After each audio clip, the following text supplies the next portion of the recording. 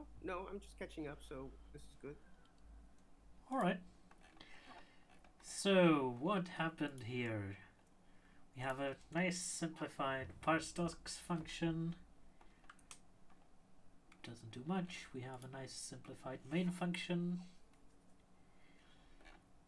We have a slightly more complicated function to update a file.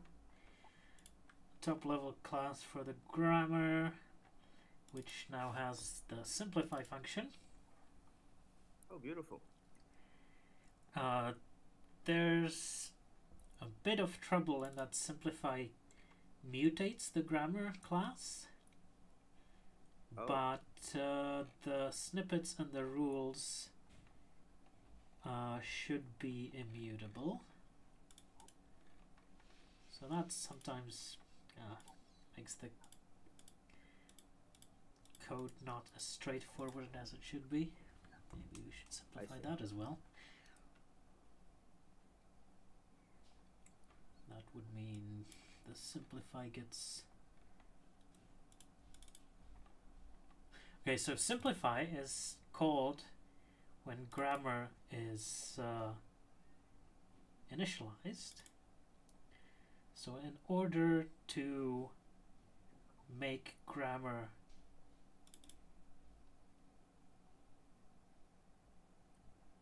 immutable, well, I guess what we can do is just mark it private. Does anybody want to call it? Oh. No? Yeah, so it gets simplified as part of initialization. That's it.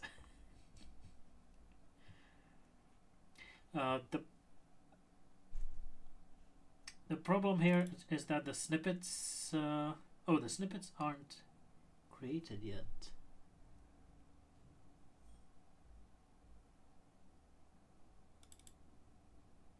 Oh yeah, the problem here is that the rules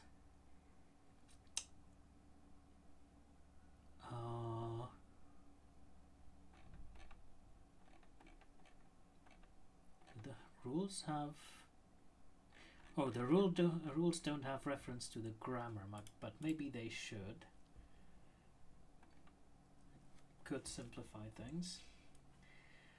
And if they do get a reference to the grammar, whenever they're being handled in this part of the code, they would see a grammar class that's actually mutating itself as it's being constructed. Okay. But I don't think that's happening right now, so that's good.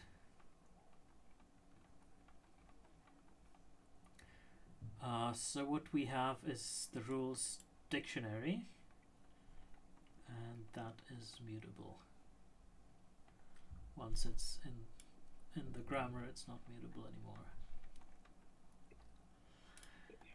Right, then we have a bunch of node classes, which I think I didn't try simplifying yet, except there's simplify once, and there's this simplify, well, just simplify, which calls simplify once repeatedly, basically.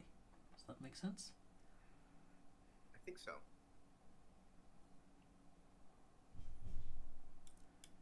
Now there's a law.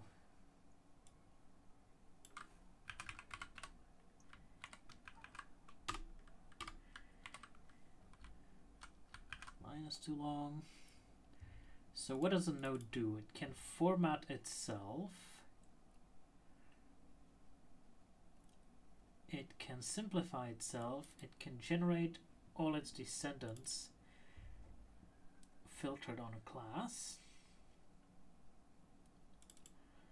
It can format itself. I don't know if format is enclosed. It's actually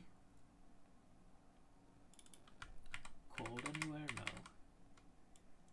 Let's remove that. So there's format for precedence, which puts parentheses around a formatted result. There's a dumping function, and there's a format lines, which I don't know if it's called somewhere. Oh, it's called in choice. Yeah, okay.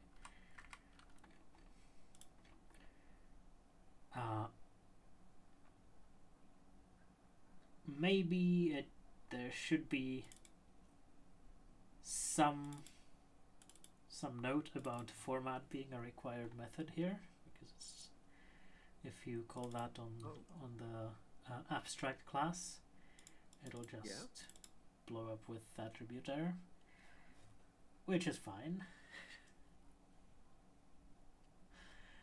We could make this a proper abstract base class, which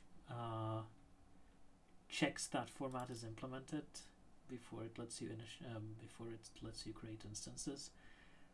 But it's probably overkill in this case. I wonder if it needs to be its frozen data class. No, doesn't have any data.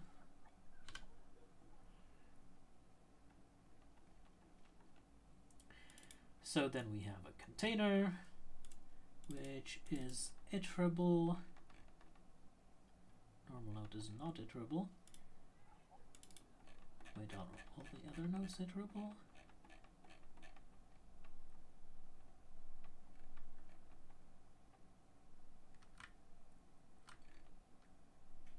Yeah, they are.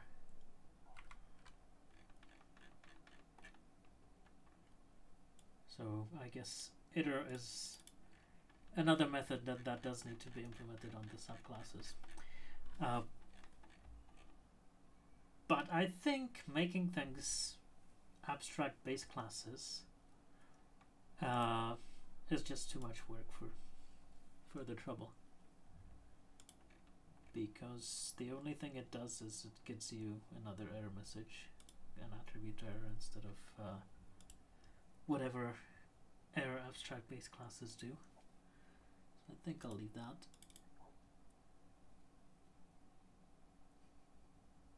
I guess the advantage would be if we were using this for like other applications or other scenarios. I mean, it's basically just reading the same data over and over again, right? Would there be... I guess I only think of abstract base classes in the context of things like Django, where you might be encountering different inputs. Well, where people might be subclassing the classes themselves. Oh, right, okay. I don't think anybody will use this as a library, hopefully. Yeah.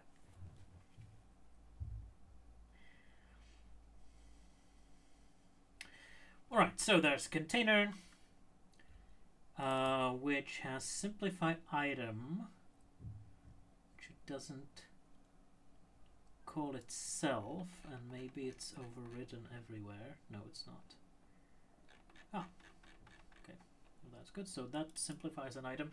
The important thing here is the path.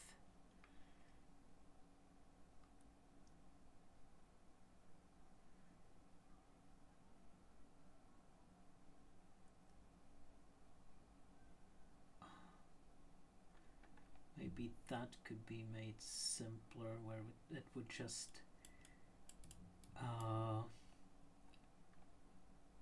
give the new would create the path from some element here.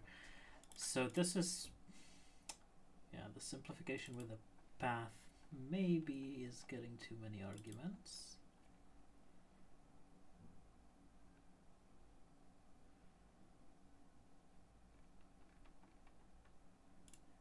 Probably that's okay for now. It's just two rules and path.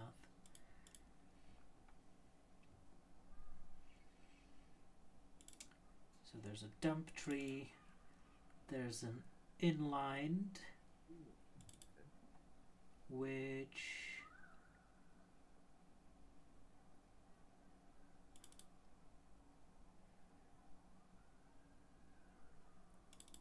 I guess that's another method all nodes need to implement.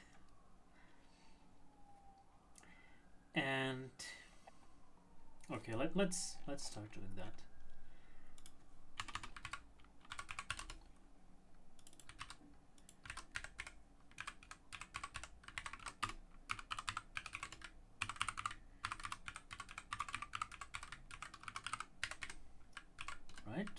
this format is not implemented.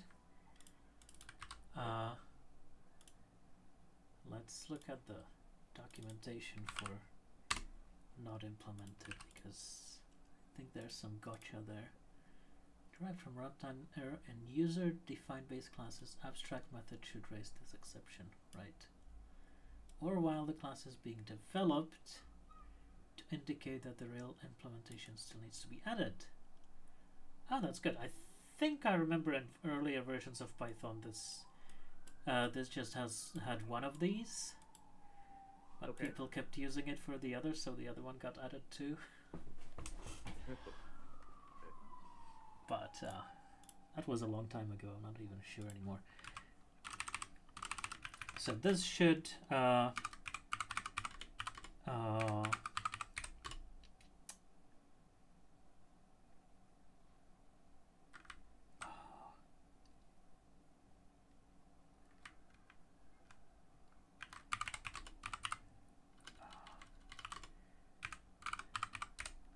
so this should return, however the node should be formatted in the documentation, right?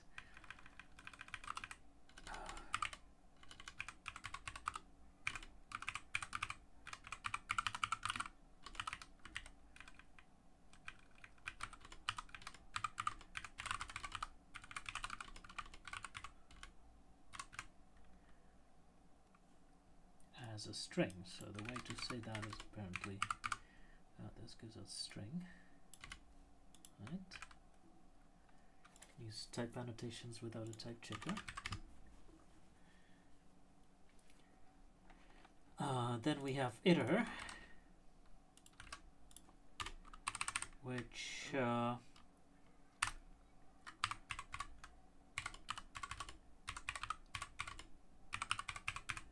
yields all child nodes. Right. Then we had dump tree is here.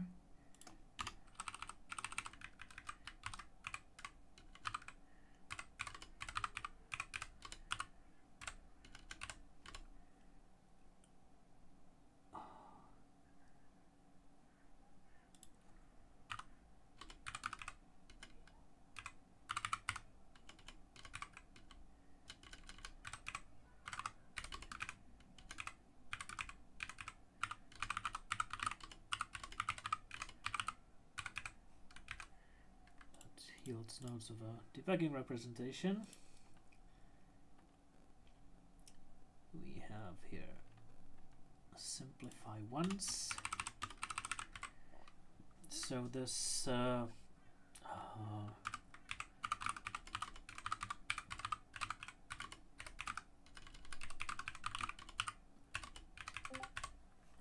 returns a simplified version of self.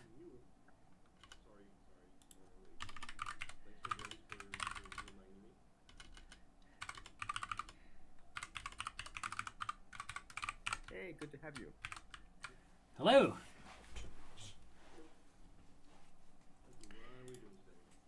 Adding doc strings. Because I realized I'm going through the code and saying what each function does, which is I saw it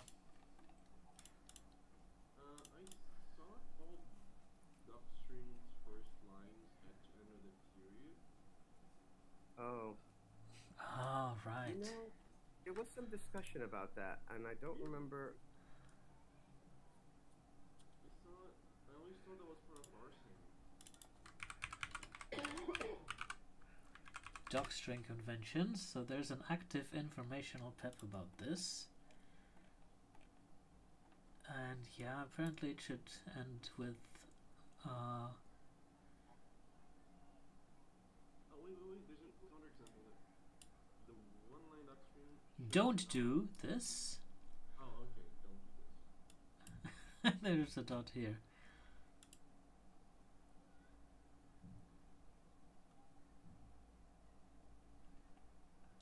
Docstring is a phrase ending in a period.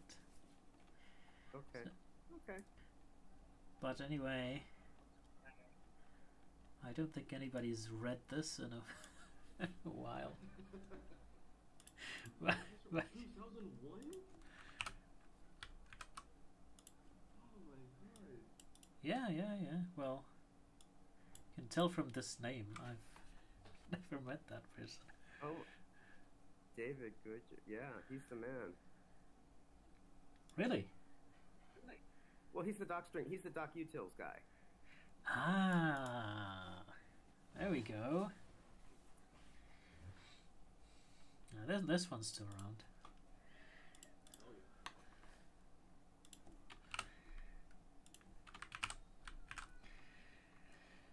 yeah. Right. Glad I contribute to you all next week. Excuse me? Glad I could contribute to you all next week. Oh, you're going away. See.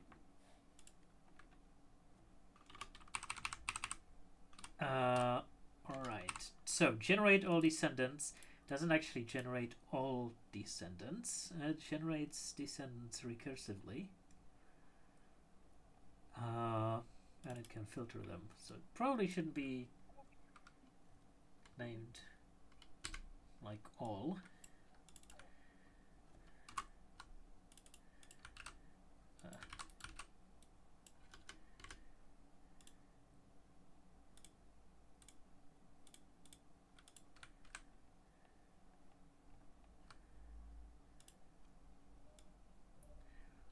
Where were we? There we go.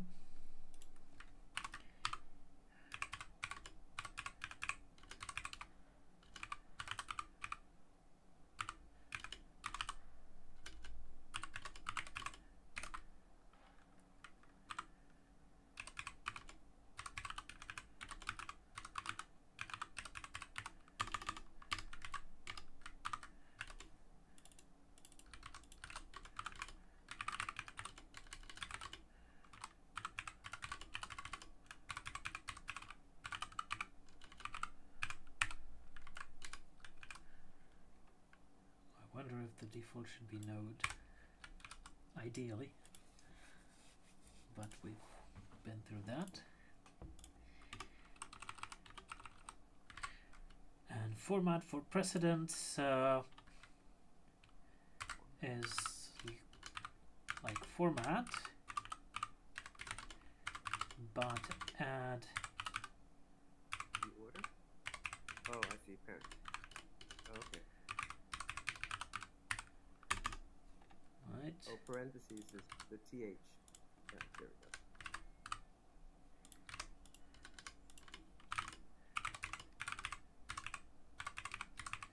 Precedence is an actual class, right? Oh, okay. And I always forget these dots.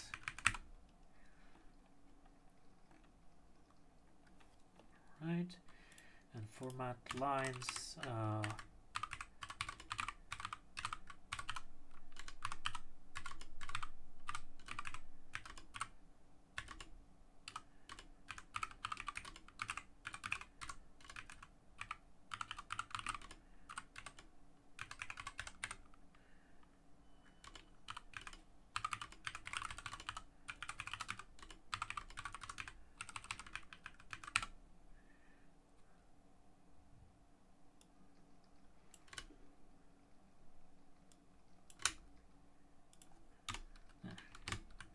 Fit in the line limit.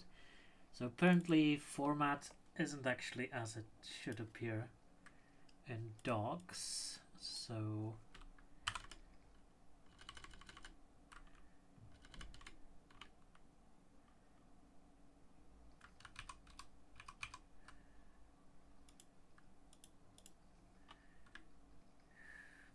this is a single line, right?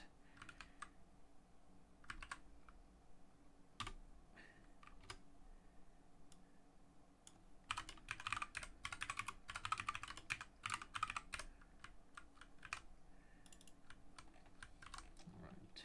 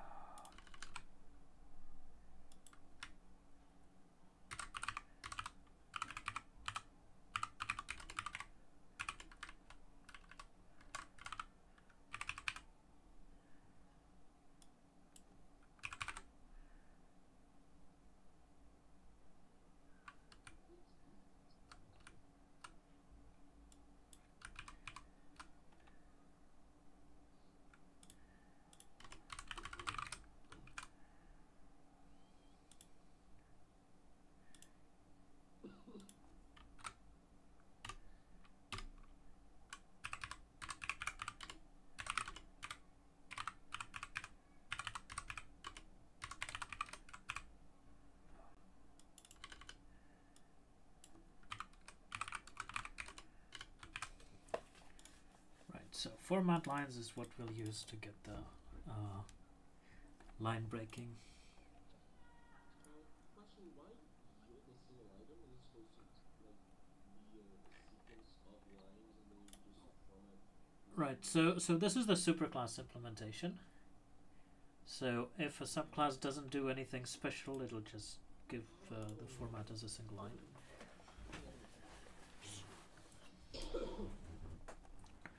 Right. Now here we don't need any doc strings for stuff that's in the superclass, but inlined. I think there's a typing decorator for that nowadays. Is there like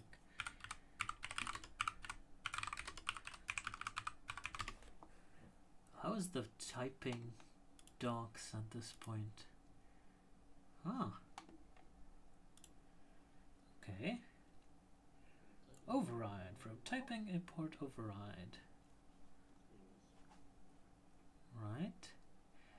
But it would be nice if this actually also assigned the doc string of the superclass to the child.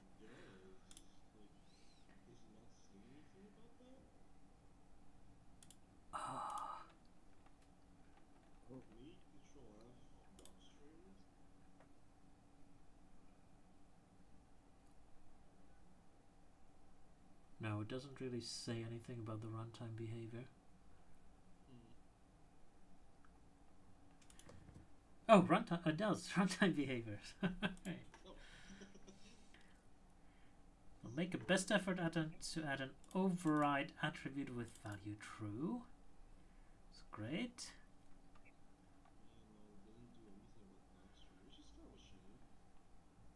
Yeah. Wow. Wait.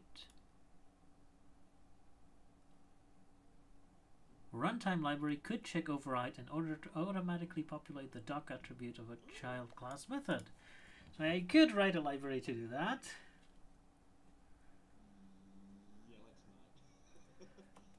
But honestly, I'd rather have this in some kind of docs viewer. Or if you ask for the help here, it would show you the superclass documentation string. Anyway, so this is something to re-implement, and let's put the doc string here.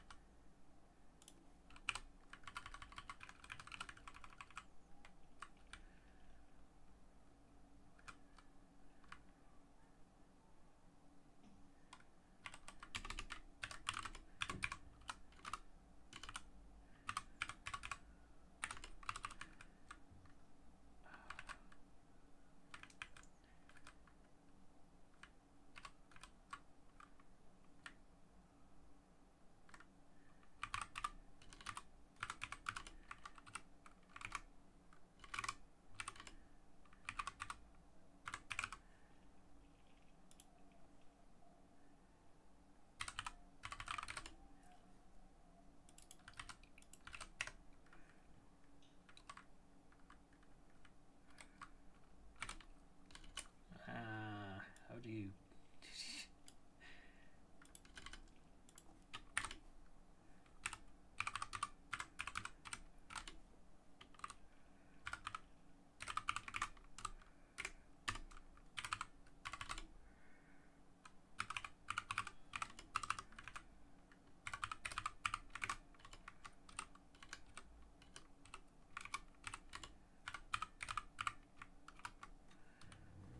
Is this... Do I need to explain the syntax? Or is there a better way to... Maybe just link where you can read more about it? Yeah. a good idea. Link where they can read more about it. What do you mean? Put a hyperlink in the To where? doc screen. This is the documentation of the method. Oh, Yeah, yeah. I mean, this has to be explained somewhere, right? No, this is implemented here. Yeah. I mean, I'm asking my subclasses that are coming later to implement this. I see. So all the okay. I thought all those syntax things that you showed us were already established. So no, that's okay. Nope.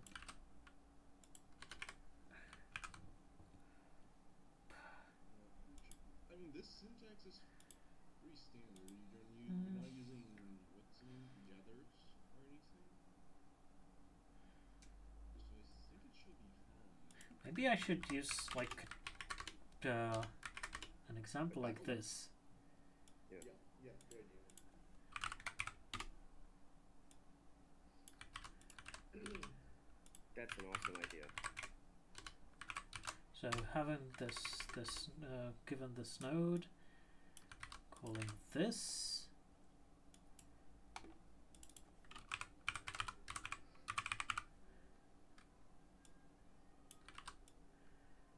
That's a really awesome idea.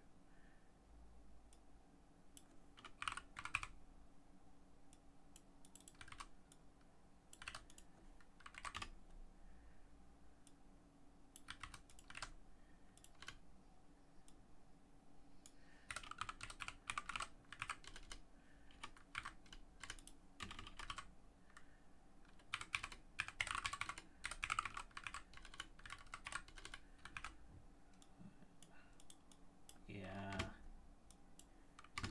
that's a good way to solve it.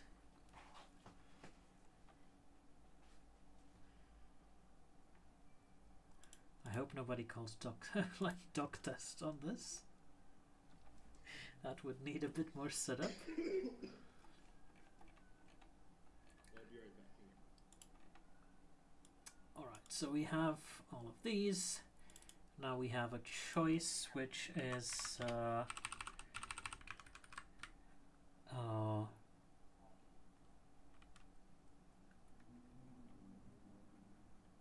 grammar node that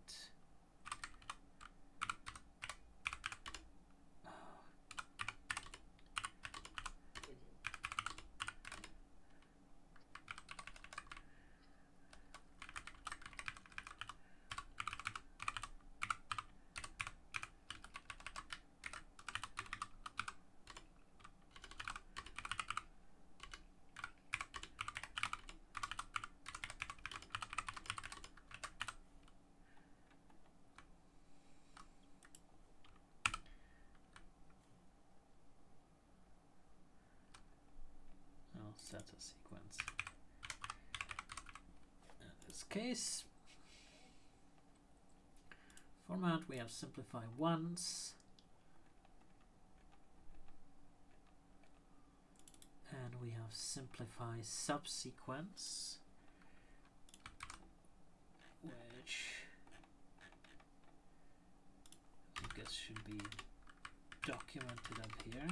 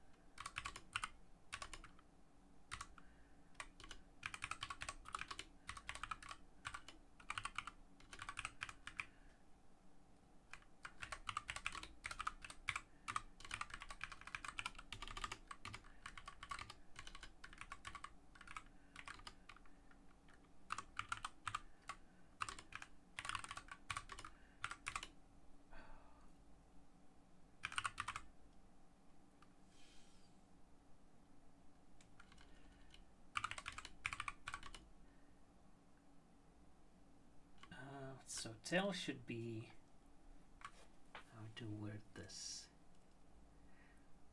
So this is really important for reviewers, so I want to be as clear as possible. So tail should be like the end part of self items, right?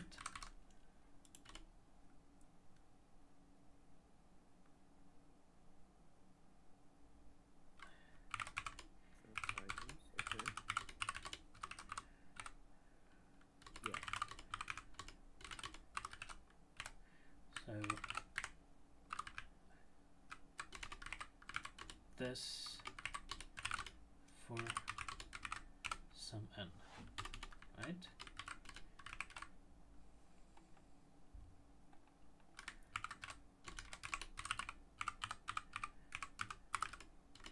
And the containers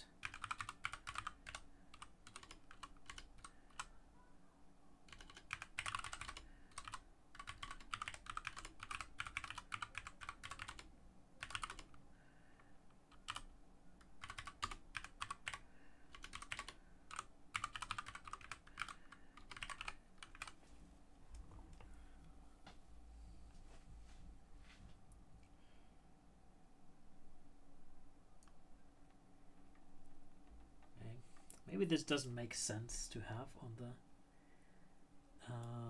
superclass. So I'll put it in here.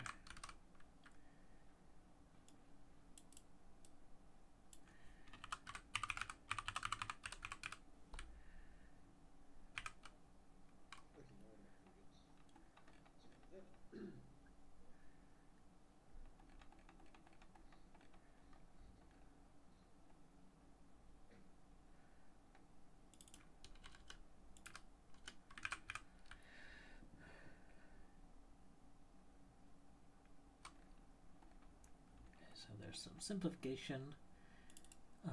There's underscored format lines.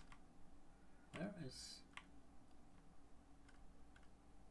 is that called? That's not called anywhere. Let's delete that. Was there? And there's get possible start tokens, which again should be back on the node. Oop.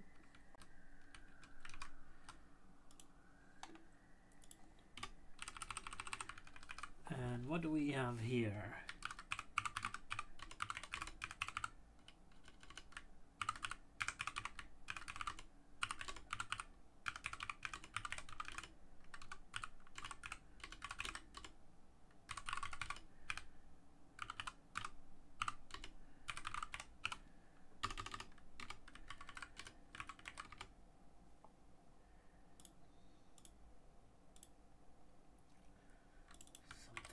That. It's not a token set, it's a set.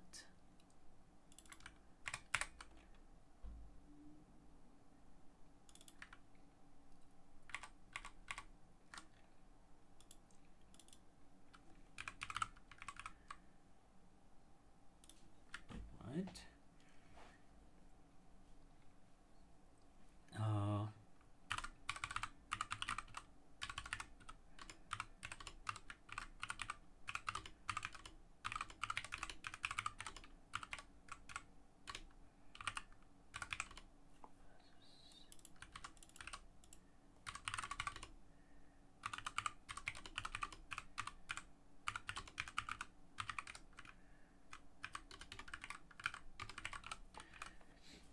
So mathematically, the node is like a grammar group that can match strings. So this node could start with is not correct, right? So the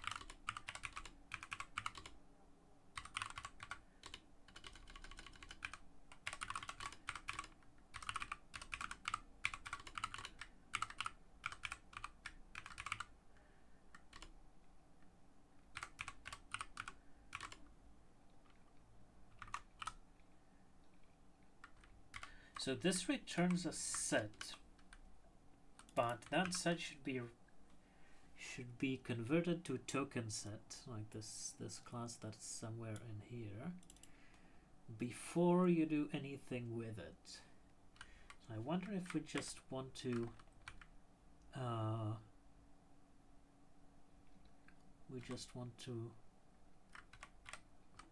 return that directly.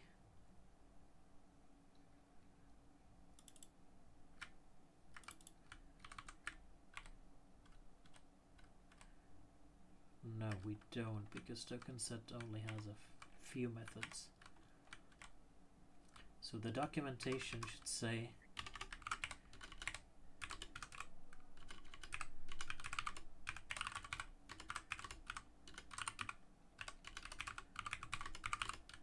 the set should be converted to token set before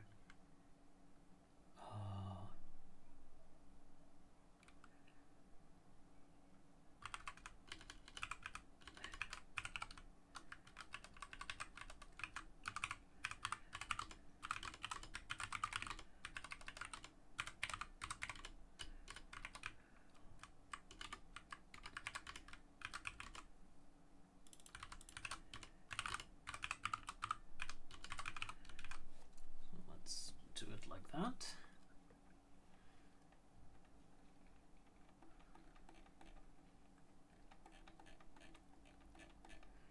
So we have get possible start tokens, which basically puts all the possible start tokens from all the rules in the result. That's great. And then we have get follow set for path, which is a bit more difficult to explain, I guess.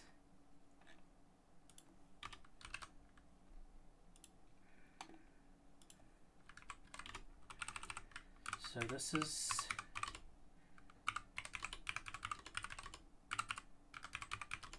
return the set of tokens that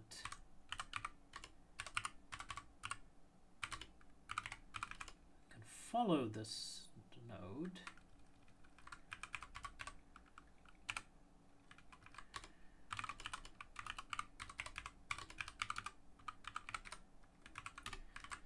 In a match string, right?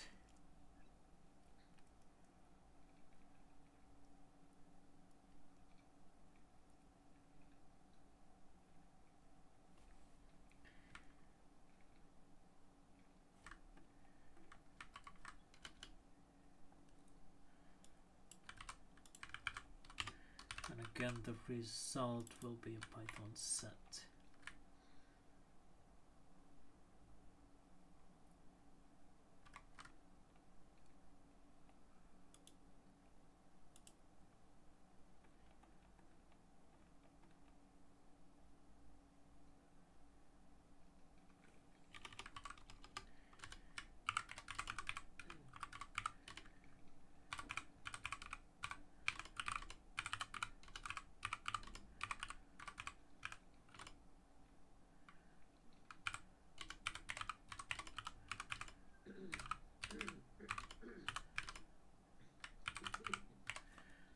So do we have a class called path?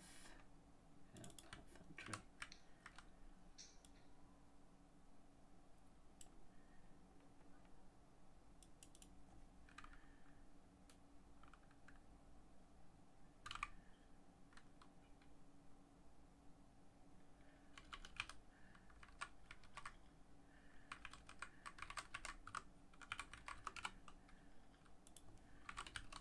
Path is a path entry, and rules should be a bit, right? I hate Python typing.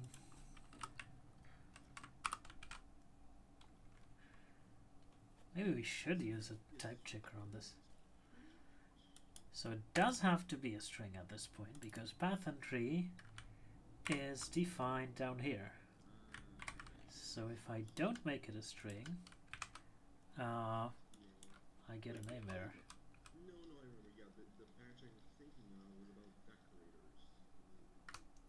So there is actually a PEP for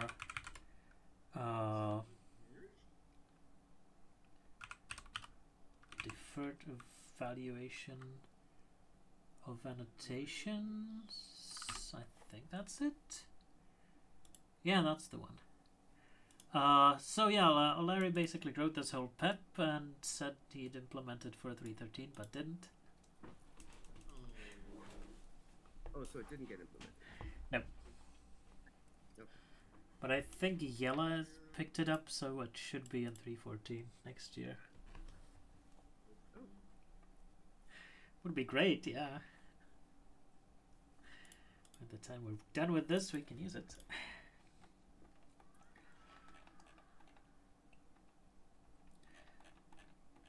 So get follow set for path. I don't think that can contain none, right?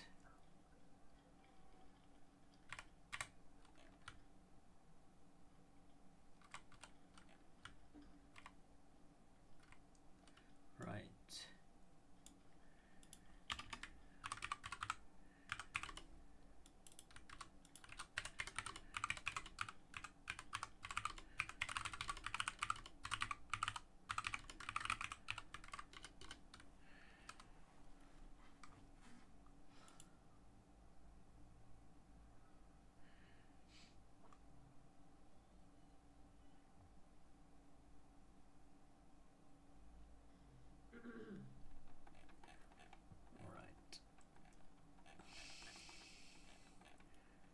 There we go, get possible start tokens, get follow set for path.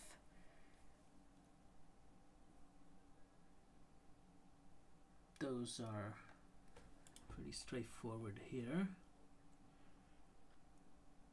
And would get follow set for path be the same? Ah, no.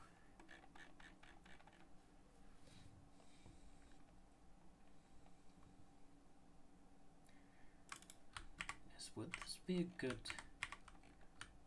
base implementation?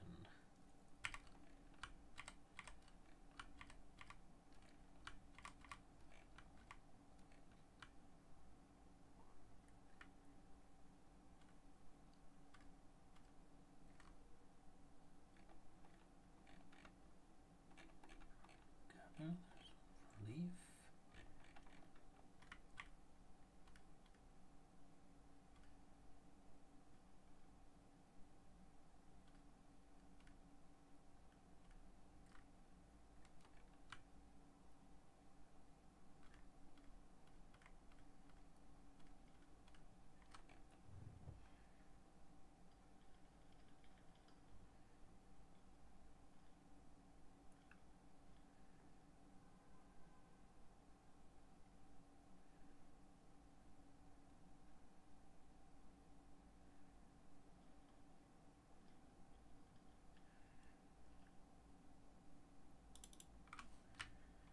I see.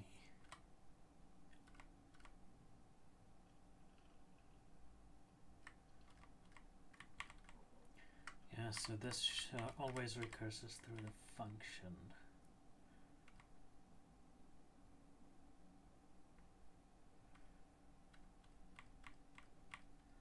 That's reasonable, I guess. Alright, so then we have sequence, which has pretty complex simplify once and simplify subsequence.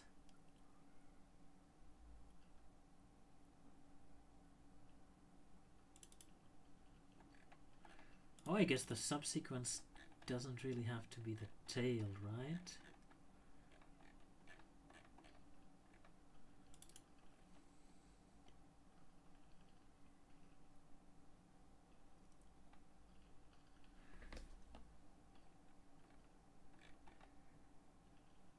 Yeah.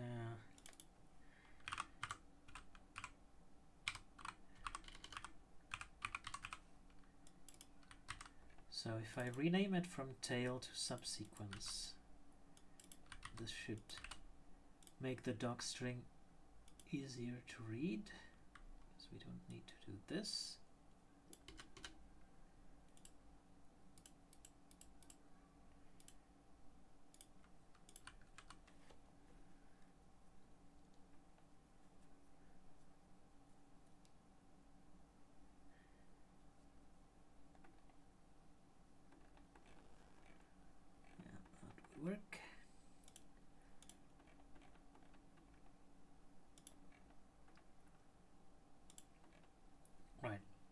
decorator. These are all documented in the superclass. Optional. These are all implemented in the, or documented in the superclasses. Same for 1 or more, 0 more. Look ahead. Oh, there's tokens in self. Return the set of tokens contained in this look ahead, or none if, wait, this isn't right. None if the look ahead can match one or more than one token. And this is none if the look ahead is too complex.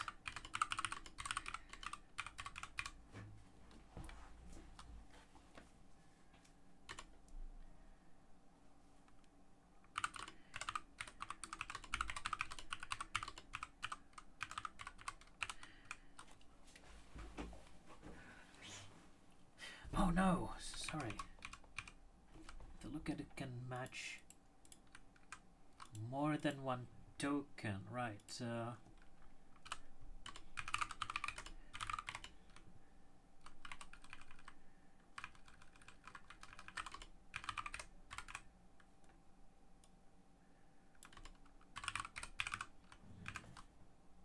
This is probably a better wording, right?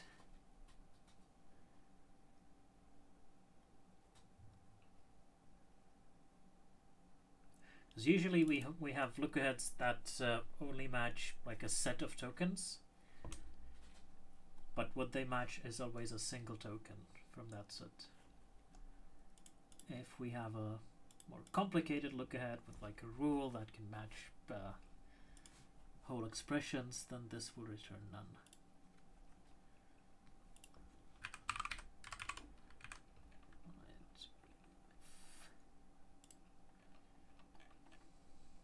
Look ahead.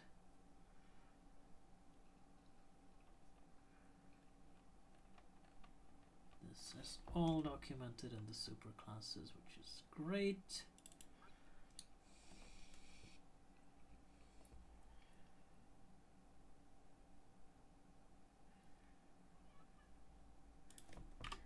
Token.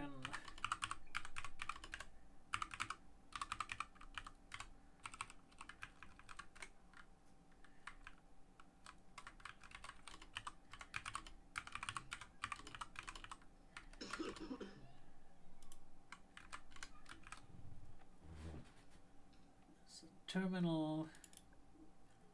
There's a literal token or a symbolic token.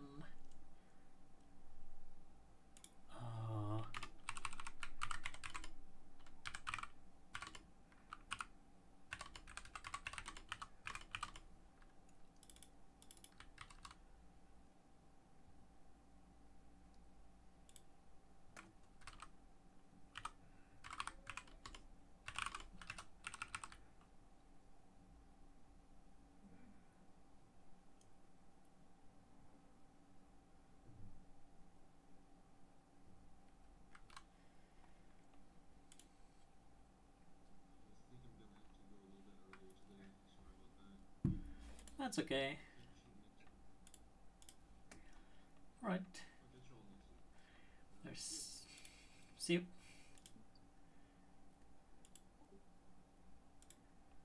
So we have non-terminal, which is a reference to another rule. Okay.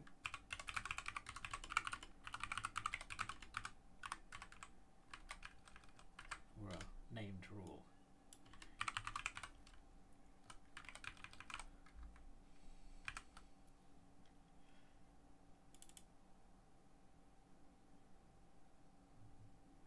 Overrides inline. That's the only thing that overrides inline.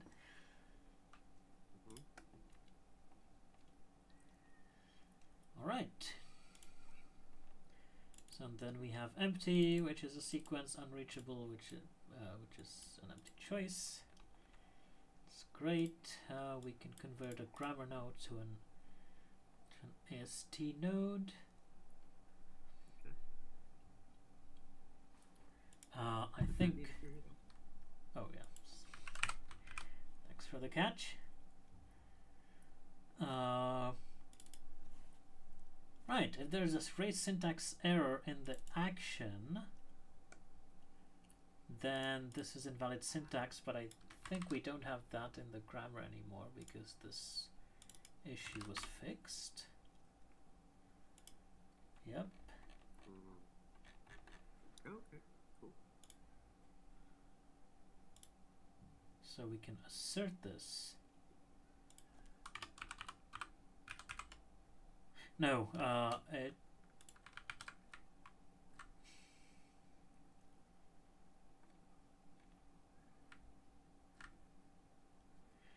still appears, but it appears in invalid nodes. So it probably can get here, but it's unreachable. So empty choice. Okay.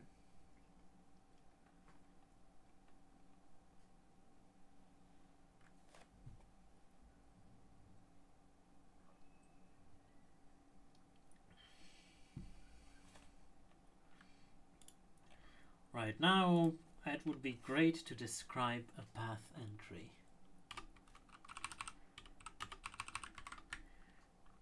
Do you remember what that does? No. Path entry. So the confusing thing here is that it actually represents the whole path because it has a parent entry baked into it. Oh.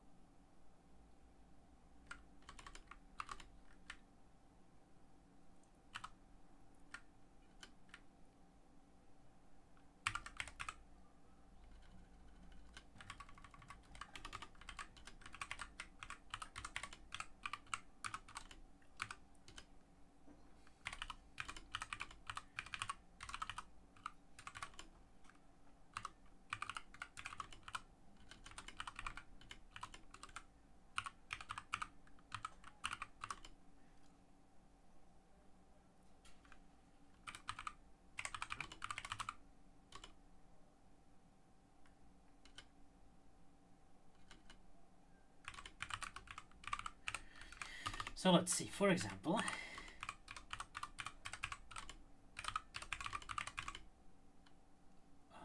given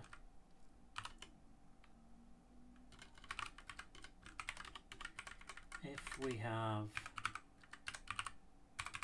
a node that's, for example,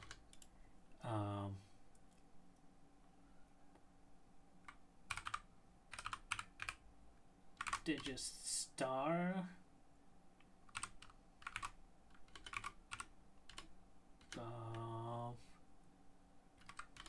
plus what's a good grammar here? Optional minus and then digits plus, right? Yeah.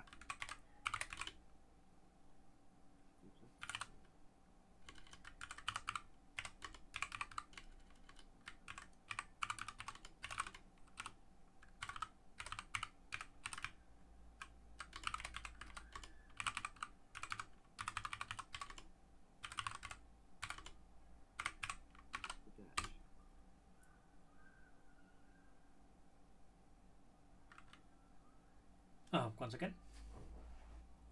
No, I'm just anticipating. It would be the dash, right? The path entry? No, the path entry for this digits would be a path entry where the parent entry is another path entry, Okay. and so on. Right. Okay. And the node would be, I think, the non-terminal with digits.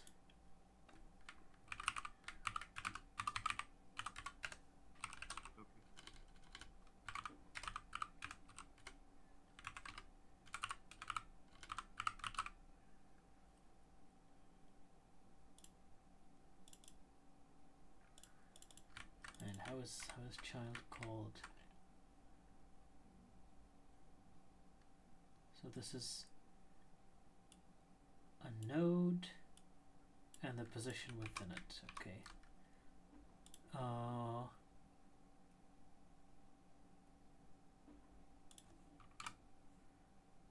So the node would be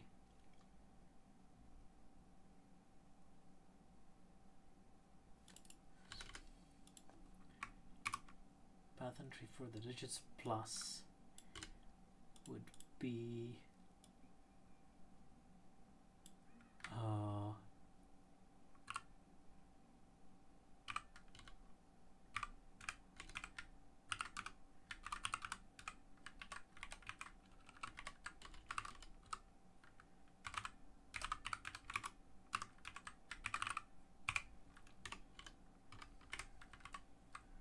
right, and the parent entry here would be like this sequence.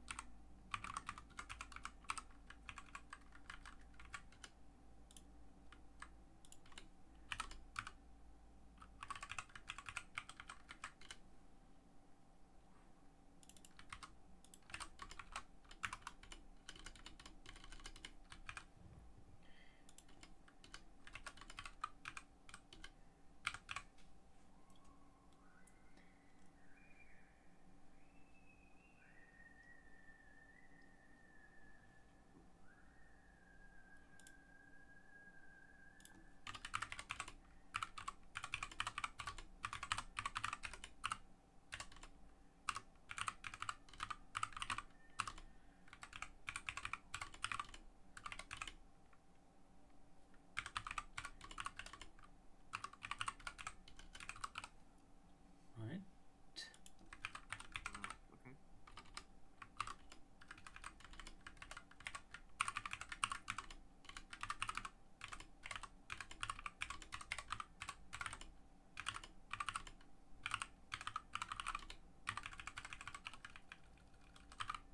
Now this would be nice to test.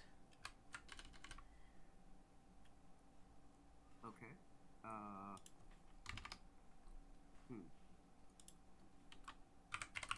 And we would test it by giving it like a good string and then a bad string. Or... I would test it by giving it, this as a rule. Yeah. Okay. And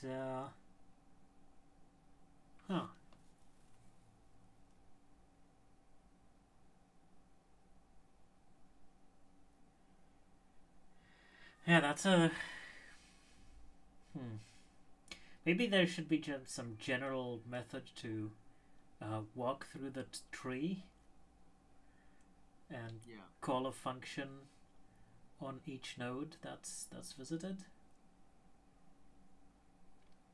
and then we could, say that if we get to this digit plus, we look at what path we arrived there, and we could basically assert it's this one.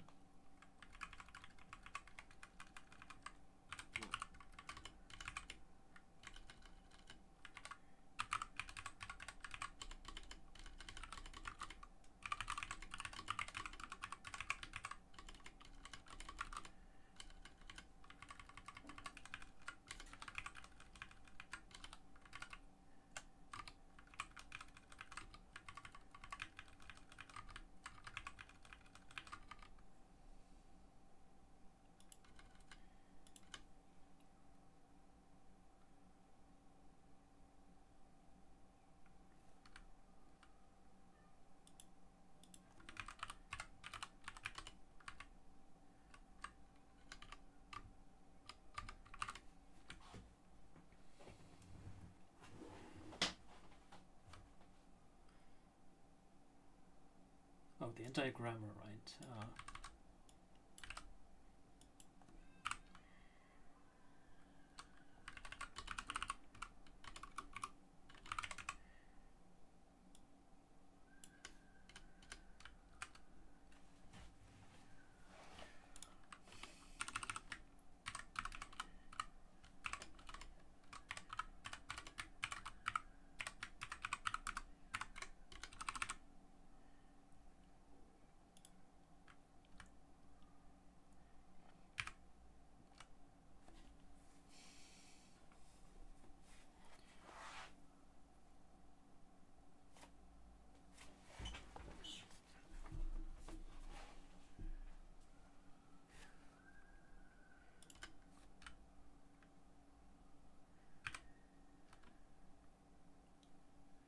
Right. Does that make it clear what path entry is?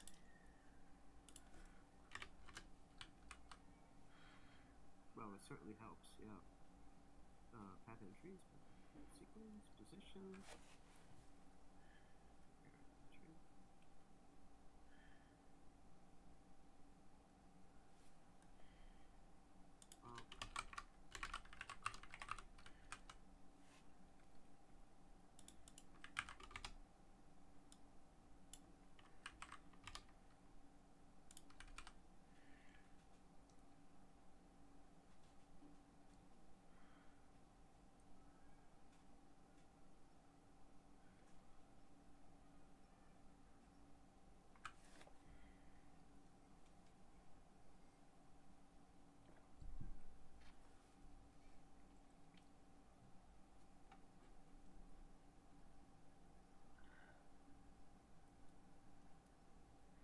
You still looking?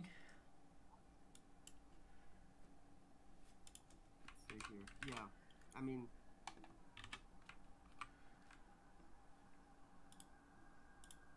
I think I need to spend more time going through the code for it to sort of make more I sense. see. It's been a while since I've gone through this, but yeah, it helps for sure.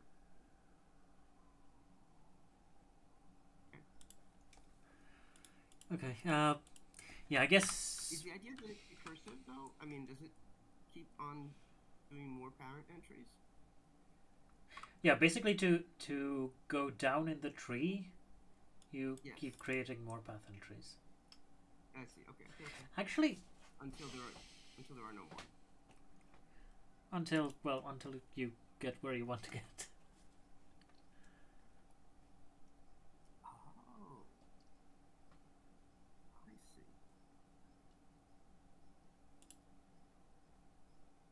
Right. If you have a tree like this and you want to get to this digits, you get a path entry for the whole grammar, which is basically this one.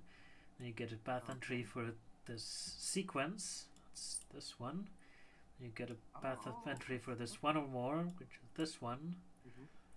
and eventually you'd get a path entry for the digits, but we don't need that, so that doesn't actually get created.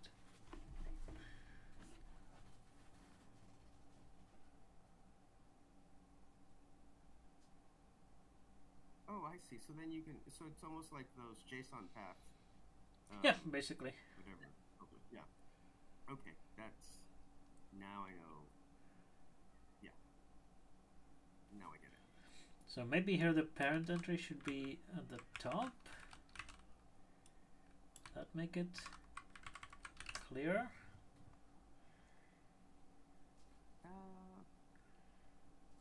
Yeah, maybe. Or the root, or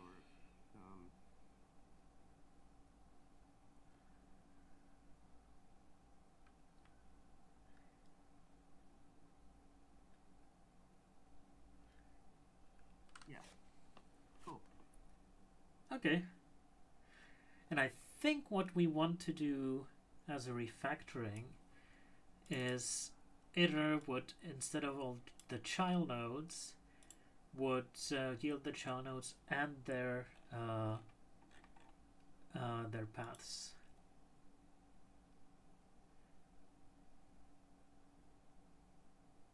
Well, maybe that wouldn't be iter, but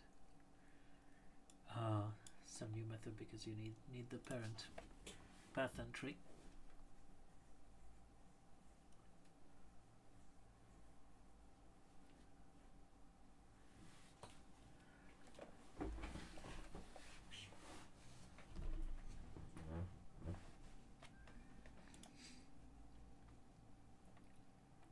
Right, so then we have token set, a set of tokens whose operations blah blah blah, taking into account that a name is actually a set of tokens.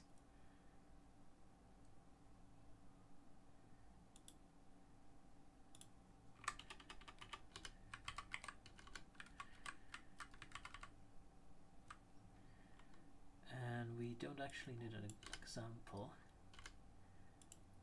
because we have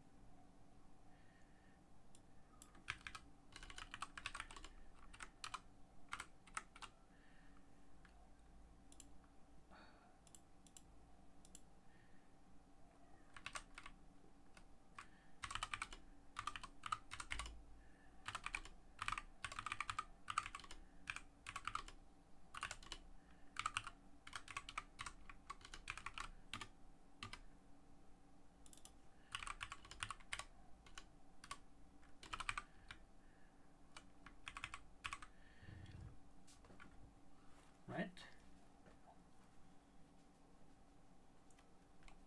Yep. So now this first line should be short.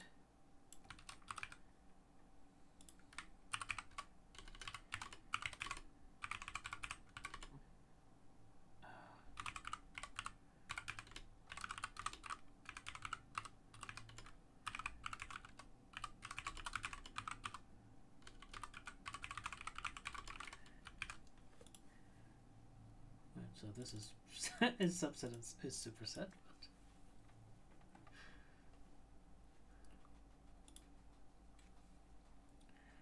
Alright, then we have get, follow, set, or path, which there was a doc string for, like for the method variant of that.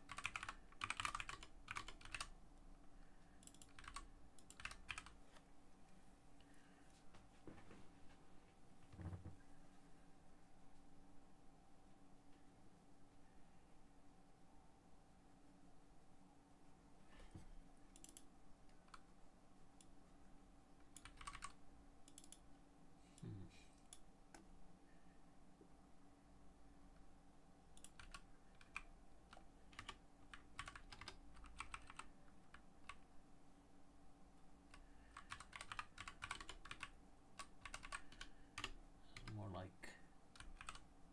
that.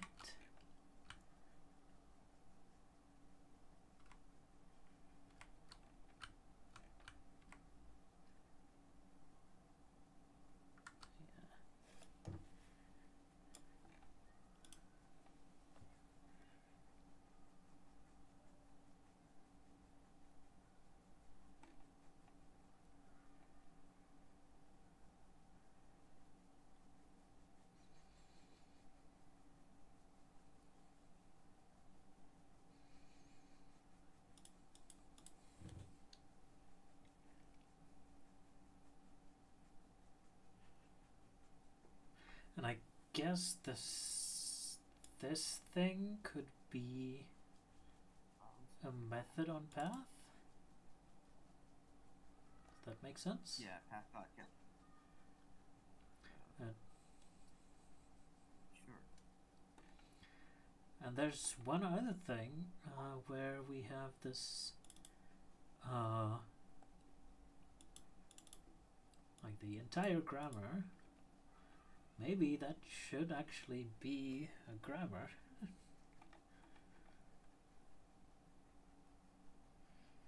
Should path entry have reference to the grammar?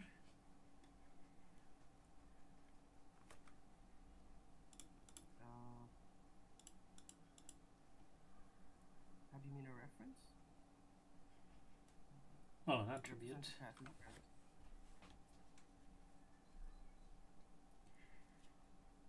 We probably don't want to repeat the whole grammar in each of these nodes.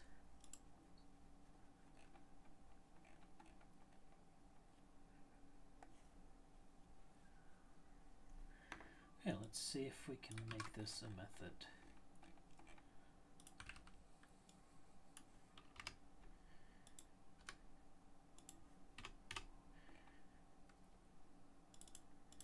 Instead of path, we would do self.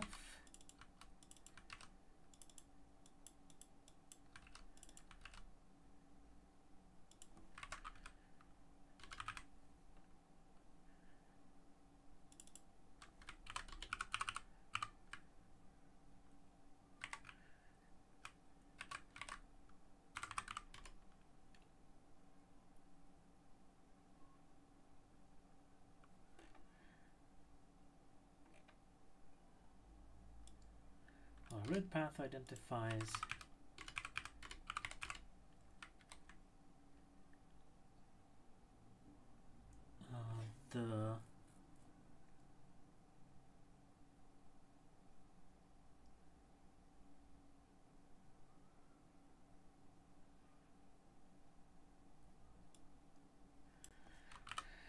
that's a rule.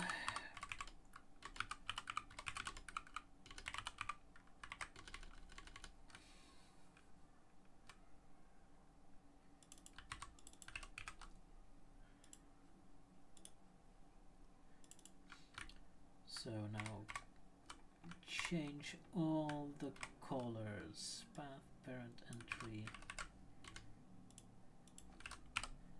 Get follows it for path.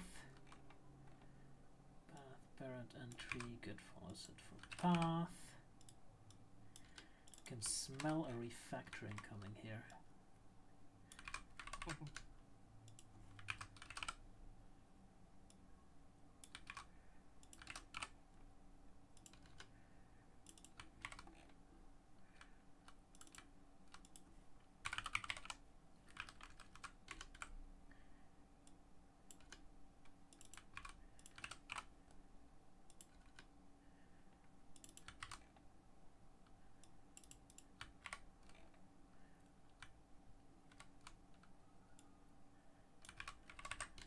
And I guess I should also name it just get follow set because it's now a method of path.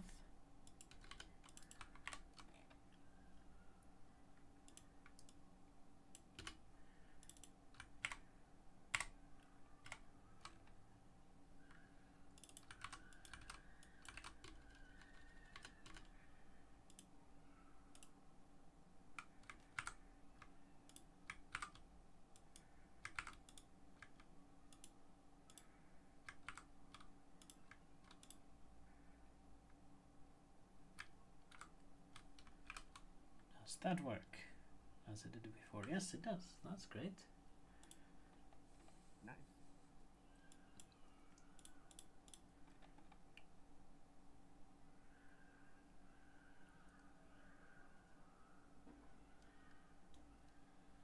And should we be able to ask a node, like a given position within that node, to give us a child?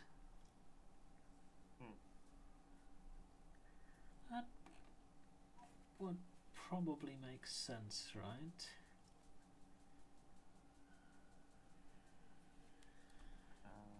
Maybe we don't need it, actually. Well, let's look at the algorithms later. Maybe it'll be easier to see what's what we need to change. So now we have this function get rule follow set, which is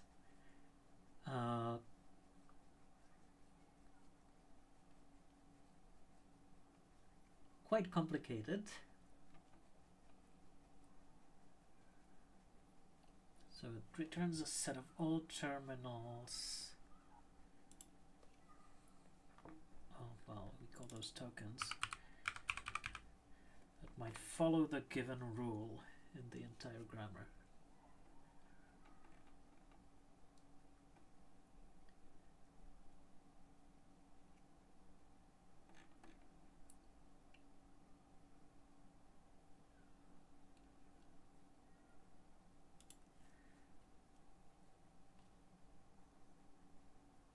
And I guess this should be this handle node should be methods on the individual types, which is kind of where we ended up last week with William.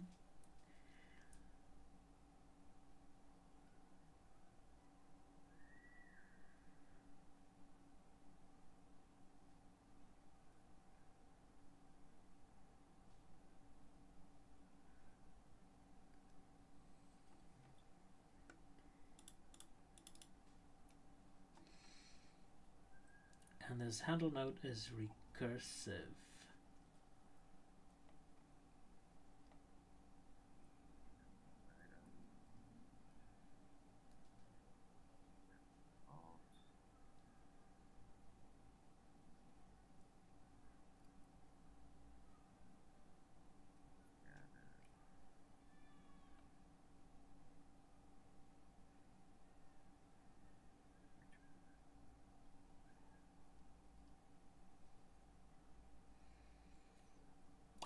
Yeah, this will need a bit of refactoring because before it can be split up into individual methods on the classes. So what I'll do here is make a commit since things work now.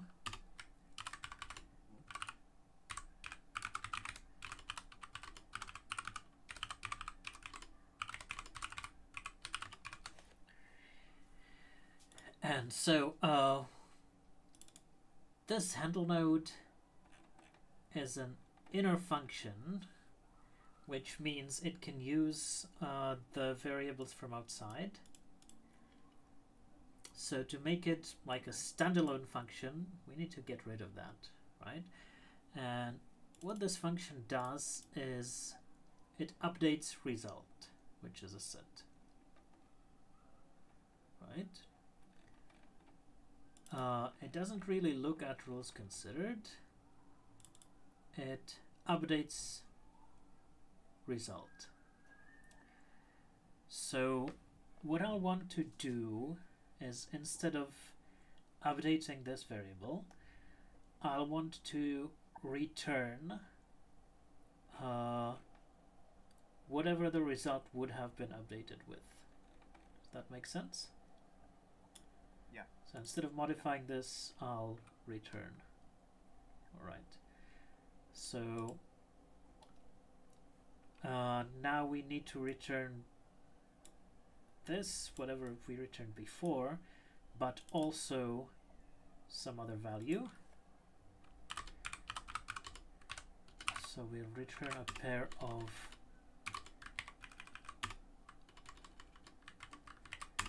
a boolean and a set of tokens that should be included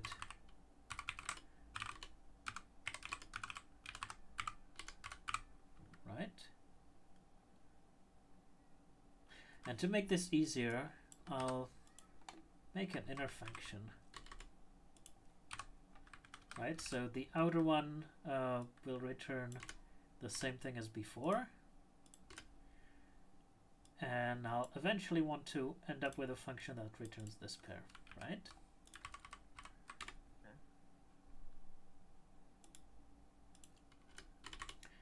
Now I'm using this weird half indentation because I want to get rid of this and eventually end up just with this one.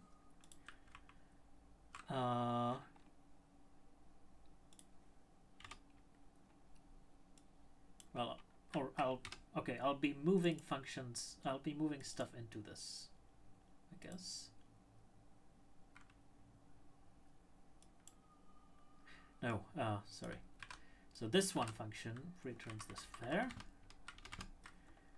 and this internal one will stay as before.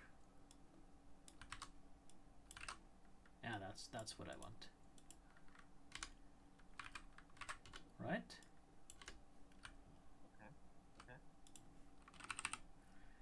So we have this function that is as before. So to turn it into this,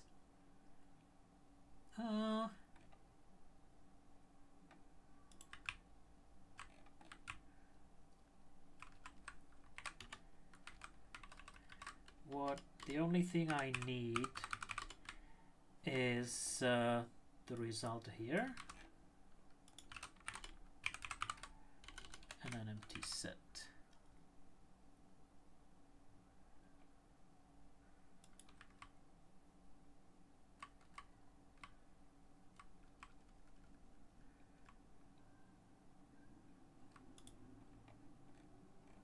Did I break something? Oh no, handle node now returns this pair thingy, right? Right, so I'll need to change things more.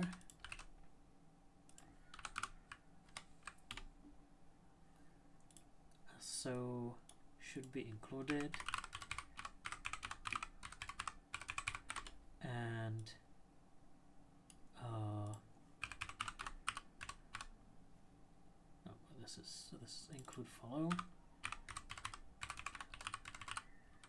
Maybe I'm doing too much of sit-ups.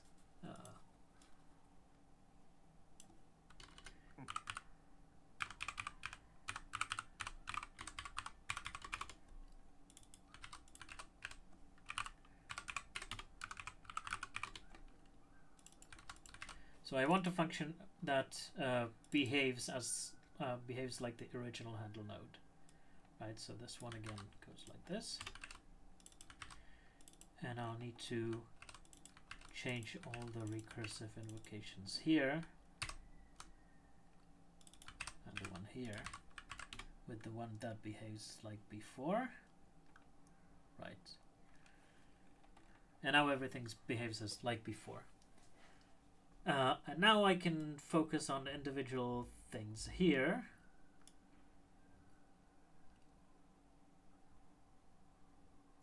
And basically move them to this handle node, and when I'll be done, I'll not need this one and that one anymore. And I can get rid of them, right? Yes. One more thing I need in here is to update the result. Okay, so let's go. Again, we'll match the node here.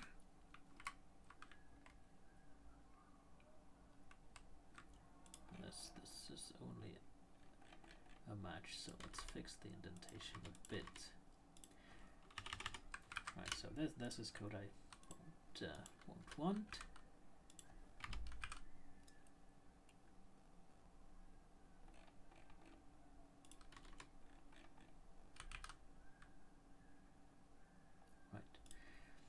Okay, so match node, and if we have a sequence of items, let me move that into here.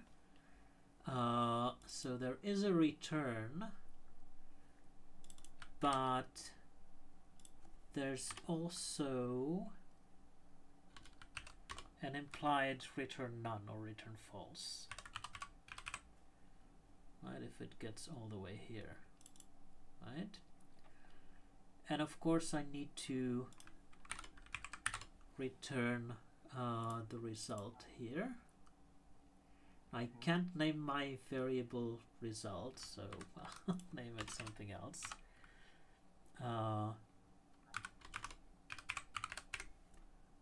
This.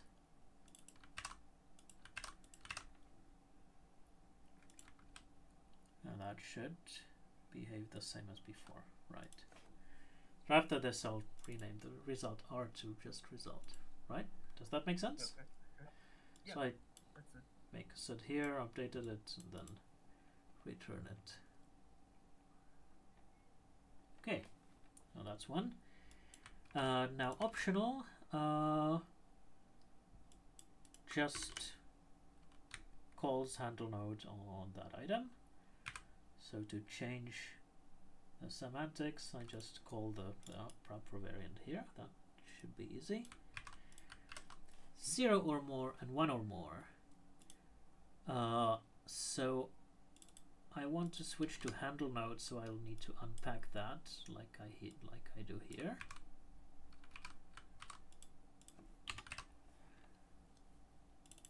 And if I should include the follow set of this node,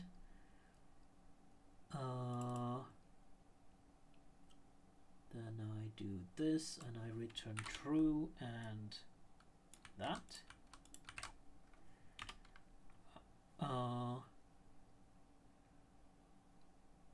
Otherwise, I return false. And oh, the tokens to include. And the tokens to include should always be included. Is that it? Nope. And handle node item.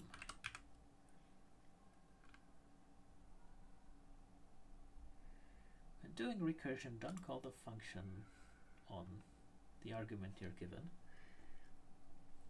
Does that make sense? It's like a transformation. Yeah, where does it recurse? Okay, 0 more. So this is a match. So it puts the child of 0 or more into this item variable. And then we recurse on it. Okay, choice. We handled the alt and we'll need to unpack it again.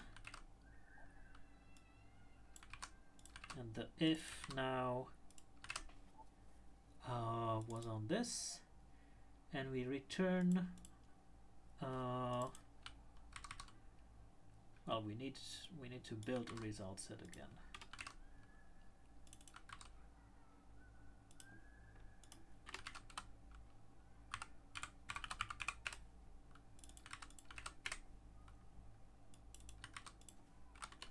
So this should be it. Oh no.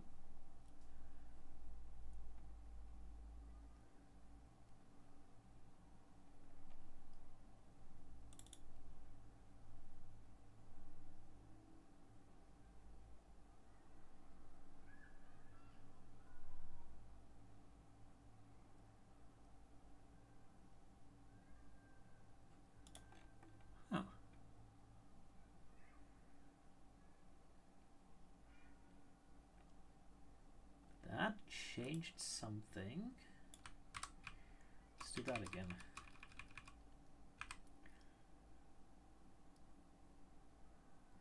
So this is why I did all this setup, so that I could move individual pieces of code into the function with the proper signature. And whenever something goes wrong, I can just undo this little part and do it more carefully. Oh, that's okay.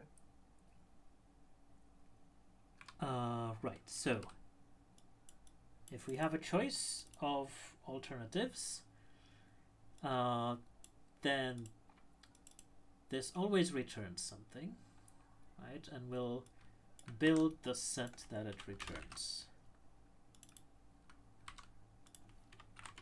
right? Now this handle node R,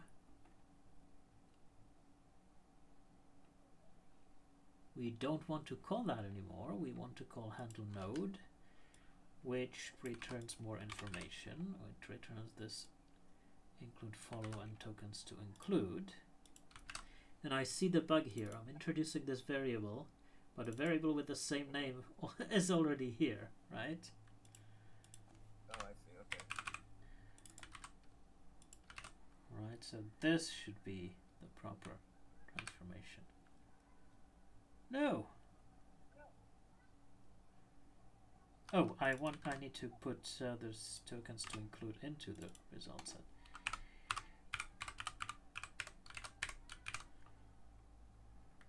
There we go. Okay. Variable with the same name.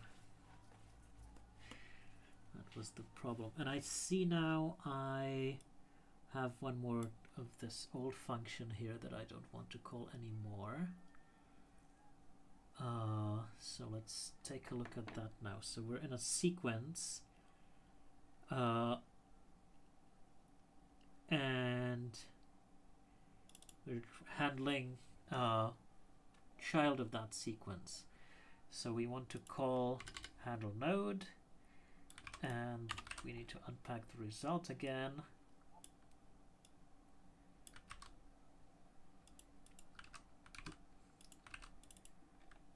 This time there's no variable with the same name, so that's great. We need to put in the tokens to include. And check this.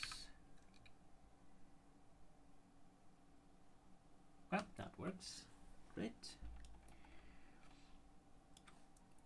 Okay, now gather. The separator is just a token, then everything's fine. Otherwise, we didn't implement this yet. Apparently, the separators in Python syntax are pretty simple. And now we're always returning something. Should we rename sep to separator? Maybe. Or is it? Does it not make that much sense? Okay. So there's one result.update, and it's only in this branch, so I can just put start tokens -1 here. No, but there's also handle node R, so we'll need to build up this result. Set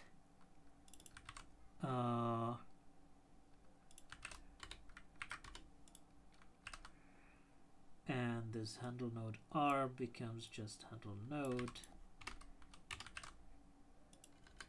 that we unpack.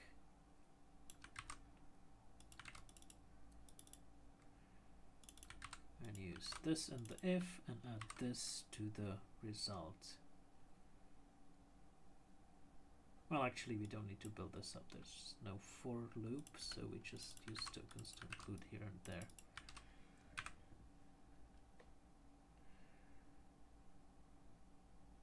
Right. Now we have non-terminal, where we return true and nothing. Otherwise, we return false and nothing. Right. So remember, this whole function is seeing what can follow a rule with a given name. So when we have a reference to the rule with that name, we want to follow. We want to add whatever can follow this reference. Then we have some empty stuff, tokens, look aheads. Those can't include a reference to the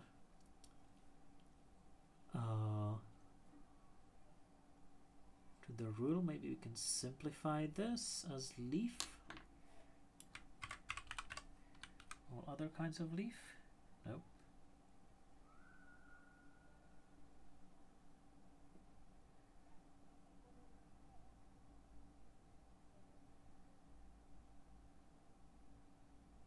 Oh, instead of pass, we need to return.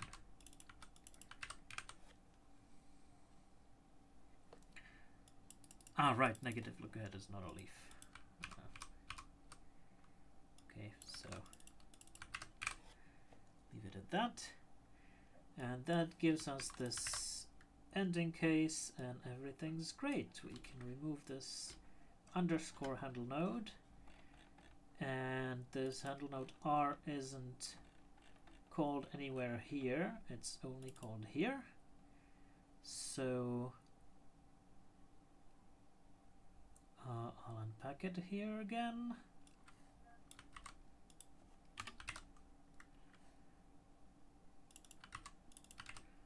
This one goes in the if check, and tokens to include, I update the result with them. And that means handle node R is not used anywhere now. We can do without it. Ah, something's wrong.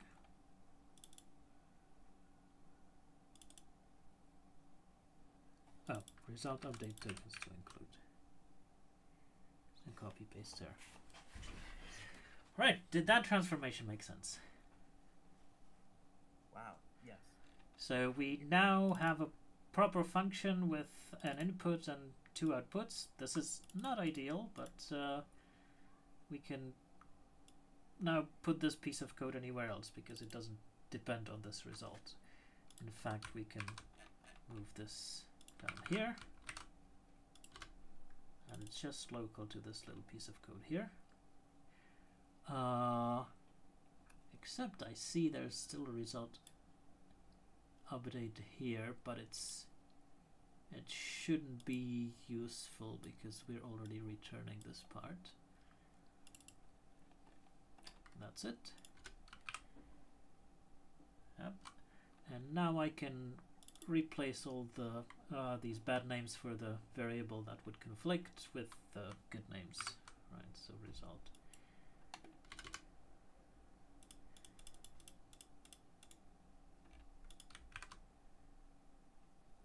Right.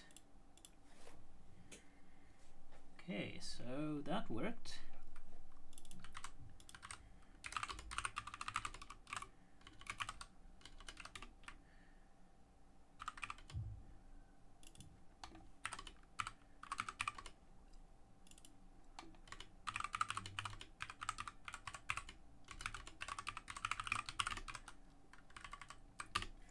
And now let's see if we can simplify this. Because there was a function somewhere here that returned a set of possible start tokens. And additionally, if none is in the set, then the node could match an empty string. So what if we went and said that if none is in this set, that's the equivalent of returning true, or maybe returning false. That makes sense? Yeah, it does. So usually,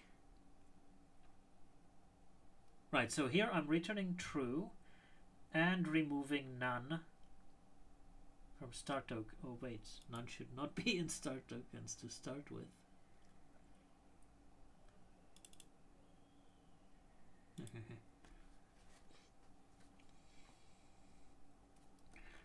So wait, true if the follow set of nodes should be included in the result. So let's say that I return just the result.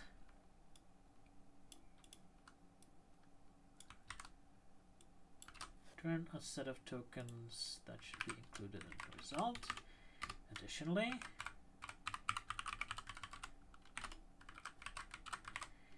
if none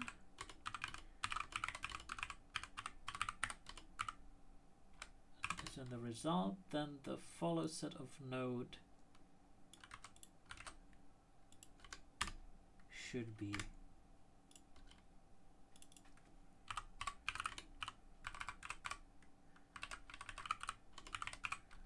also added to the result.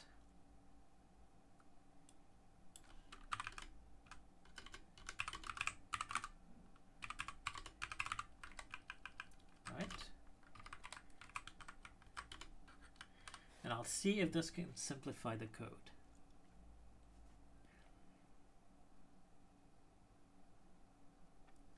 So for sequence, we have this add follow set, which just means basically we have none in the result, right? Yeah.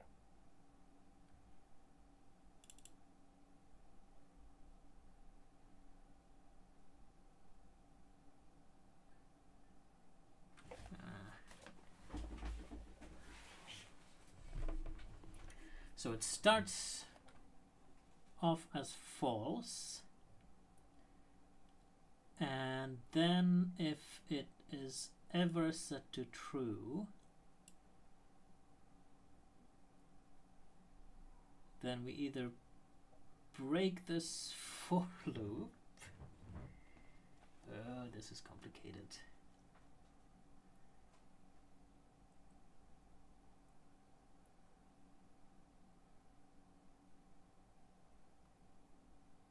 I have to leave in a few minutes, actually.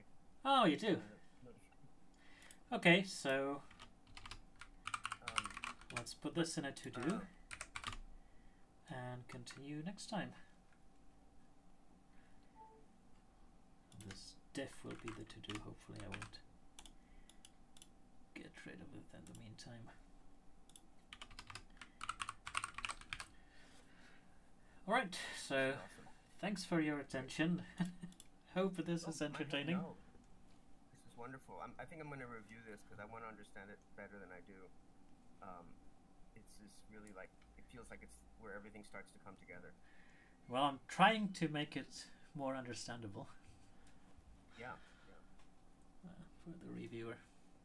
Right, so This is very cool. let's continue Okay, next I'll see week. you next week. See you then.